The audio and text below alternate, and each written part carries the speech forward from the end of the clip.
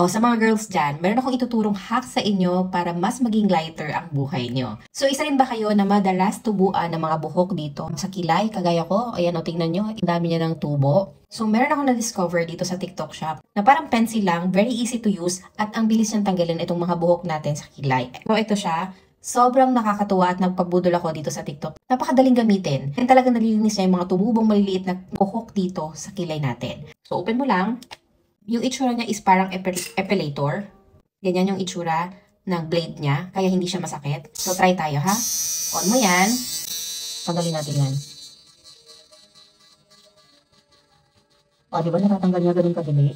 Tapos, kahit saang stroke siya, pwedeng pa ganun, pwede rin pa ganun. Depende sa gusto mo. Kahit anong stroke yan, hindi po masakit. Ganyan lang siya gamitin. Sobrang dali. Mas madali na rin mag-korte ng kilay using this kaysa yung mga blade, diba? Minsan nakakatakot, baka masugatan pa tayo. Ayan, ganyan na po siya, oh. Maayos na po siyang tignan. O, diba? Nakortehan ko na din.